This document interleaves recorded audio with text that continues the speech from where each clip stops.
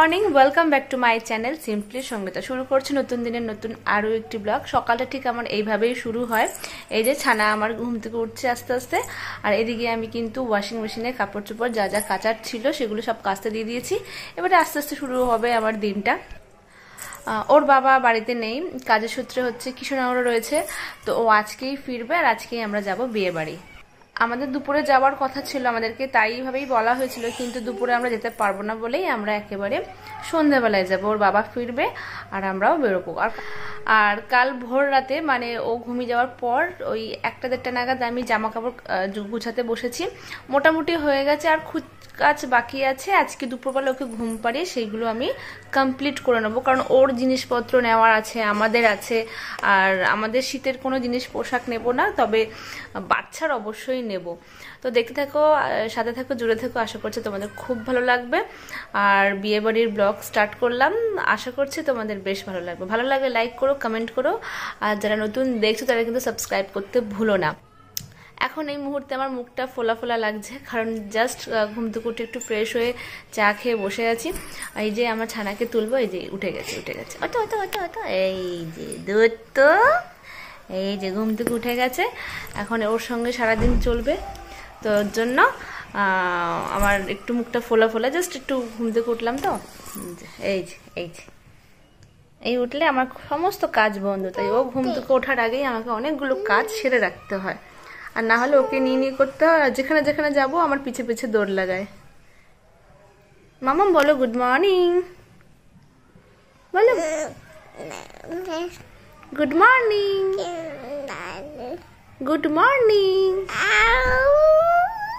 আউ না, বলো গুড মর্নিং। তো কি না না, তো কি তো কি না না, তো কি কি বলতে হবে? সুপ্রভাত।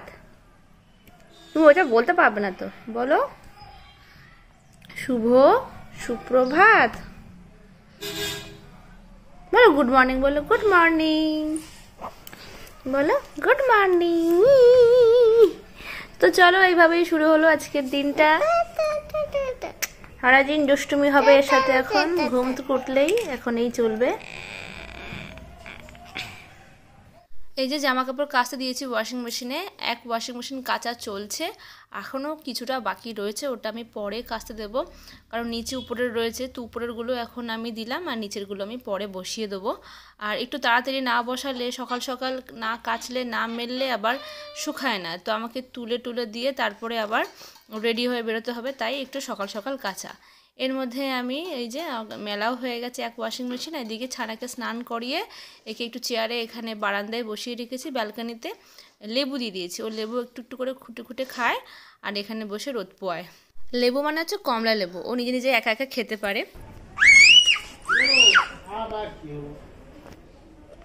চিৎকার করো না, দা হয়ে গেছে, ওটা খাওয়া দিয়ে দাও, আমায় দিয়ে দাও, আমার দিয়ে দাও, আমার দিয়ে দাও।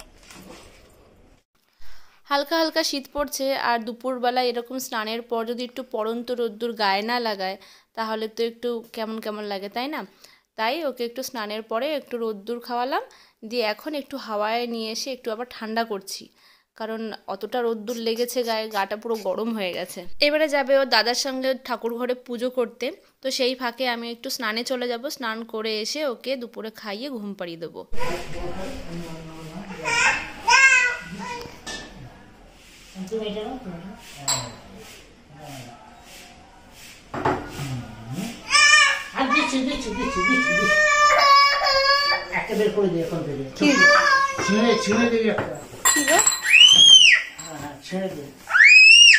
গোটা দেবো না,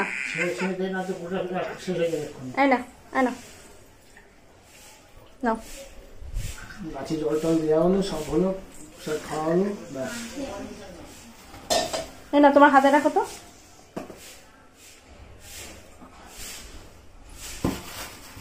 খাও।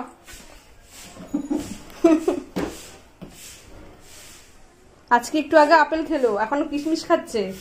আজ ভাত মনে হয় না আর খাবে বলে পটাপট যা খাচ্ছে, খাওয়া নিয়ে এখান থেকে তাড়াতাড়ি উঠে পালাও আর কি। আবার ওটা একটা খাবে। আমি পালাই, আমি নাই, আমি নাই, আমি দাদাকে দিয়েছি, দাদার থেকে নে, আমার কাছে হাতে নেই। এই নাই, ওখানে নেই, ওখানে নেই, দেখেছিস তো নেই ওখানে। দাদার কাছে আছে, দাদার কাছে আছে, দাদার হাতে দেখ, ওই দেখ, ওই দেখ। বেশি বেশি। এই যে এখানে টুম্পা এসেছে, ঘরের যাবতীয় মানে বাড়তি যেগুলো কাজ রয়েছে সেগুলো করছে। এই ছাদ ঝাড় দেওয়া আর কি সপ্তাহে একদিন থাকে। আর এদিকে আমি পরীর বিছানাটা রেডি করে রাখলাম, কারণ ওকে যখন আমি খাইয়ে তুলে আনবো ওর অনেকটা আর কি ঘুম পেয়ে যায়, বেশ জোরে ঘুম পেয়ে যায়। যাতে ওর দেরি না হয় তাই তাড়াতাড়ি করে আমি একটু বিছানাটা রেডি করে গেলাম, কারণ ওকে নিয়ে এসে বিছানা রেডি করতে গেলে বড্ড কান্নাকাটি করে। আর এদিকে আমার কিন্তু লাগেজ প্যাকিং হয়ে গেছে। এরপরে আমি স্নানে গেছিলাম, স্নানে গিয়ে একেবারে শ্যাম্পু করে বেরোলাম, কারণ ওখানে গিয়ে শ্যাম্পু করার কোনো মানেই হয় না। তারপরে আমি হেয়ার ড্রায়ারটা নিয়ে যাব না। তো 2-3 দিনের গল্প রয়েছে, এখন বিয়েবাড়ির আর কি 2-3 দিন থাকবো ওখানে। তো তাই একেবারে আমি আজকে শ্যাম্পু করে নিলাম। শনিবার আজকে, রবিবারে বিয়ে, তারপর হচ্ছে সোমবার, মাঝখানে একটা দিন বাদ দিয়ে মঙ্গলবারে হচ্ছে বৌভাত। একদম বৌভাত কাটিয়ে আমরা বাড়ি ফিরবো। তো তখনই আমি বাড়িতে এসে শ্যাম্পুটা করব। 2-3 দিনের মাঝখানে আমি আর শ্যাম্পু করব না, কারণ সবে সবে ঠান্ডা পড়ছে, ঠান্ডা লেগে যেতে পারে। বাড়িতে এসেই আমি শ্যাম্পু করব, এতে কি হবে ঠান্ডা লাগার চান্সেসটা খুব কম। আর বাইরে কোথাও যদি শ্যাম্পু করি তাহলে অবশ্যই আমাকে হেয়ার ড্রায়ারটা ক্যারি করতে হয়, না হলে ঠান্ডা লেগে যায় আমার আর কি, মানে মাথায় জলটা বসে যায়। তো এইদিকে আমি একটা ছোট্ট ক্লিপ তোমাদের সাথে শেয়ার করছি। তো গতকাল রাতে আমি যে প্যাকিং করেছিলাম, কি শাড়ি নিয়েছি না নিয়েছি সেটাই একটুখানি আমি তোমাদের সাথে শেয়ার করছি, কারণ মাঝখানে আমার তো আর কি প্যাকিং তো হয়ে গেছে, তোমাদেরকে আর দেখানো হয়নি। এর মধ্যে মাম্মামকে খাইয়ে মানে পরীকে খাইয়ে ঘুম পাড়িয়ে দিয়েছি। ওকে ঘুম পাড়িয়ে টুকিটাকি আর যা যা প্যাকিং করার আছে সেগুলো আমি করে নিচ্ছি। তো গতকাল রাতে আমি কি শাড়ি পরবো, কি শাড়ির সাথে কি ব্লাউজ পরবো, তো সেই সব কিছু জুয়েলারি থেকে শুরু করে সব কিছু আমি আস্তে আস্তে প্যাক করছিলাম। তো সেটাই আর কি একটুখানি তোমাদের সাথে শেয়ার করলাম। আর এই যে ফুল প্যাকিং হয়ে গেছে, এবারে দেখাই যে পরি ঘুমাচ্ছে, আর এই ফাঁকে আমি কিন্তু রেডি হয়ে নেবো। ওই যে ও না ঘুমালে তো কোনো কাজে আর কি শান্তি মনে হয় না। আর যখন গুছাচ্ছিলাম তখন ও দাদু ঠাকুমার কাছে ছিল, তাই আমি শান্তিভাবে করেছি। আর অল্প যেটুকু আর কি গোছানোর ছিল সেটা আমি রাত্রেবেলায় করে নিয়েছি ওকে ঘুম পাড়িয়ে দিয়ে। আর তোমাদেরকে তো বলাই হয়নি যে কোথায় যাচ্ছি, কোন বিয়েবাড়ি যাচ্ছি বা কত দূরে যাচ্ছি, কিছুই বলা হয়নি। আসলে আমার ননদের বিয়েতে যাচ্ছি। হ্যাঁ, এটা আবার তোমরা বলতেই পারো যে আমার বরের তো কোনো রকম বোন নেই, তাহলে ননদ কোত্থেকে এলো? আমার মামা শ্বশুরের মেয়ে আর কি আমার ননদ হয়। তো সেই বিয়েতেই যাব আমরা। তো 2-3 দিনের গল্প রয়েছে।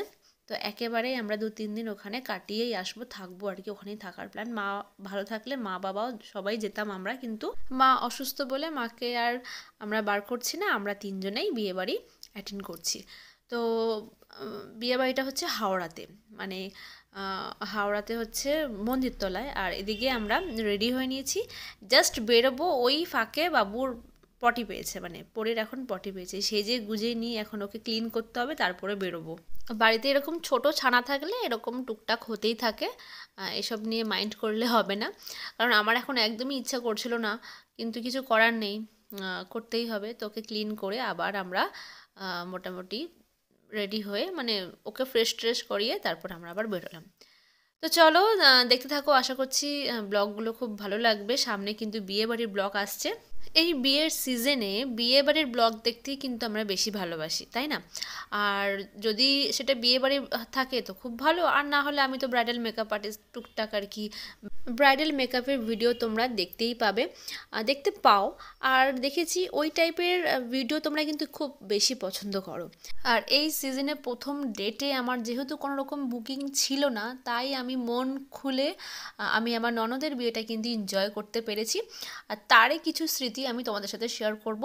কোথায় কি করলাম না করলাম, কতটা মজা করলাম, আমার ছানাটা কি করলো, কেমন সাজলো, আমি কেমন সাজলাম, সেই সমস্ত কিছুর ভিডিও কিন্তু তোমরা পাবে।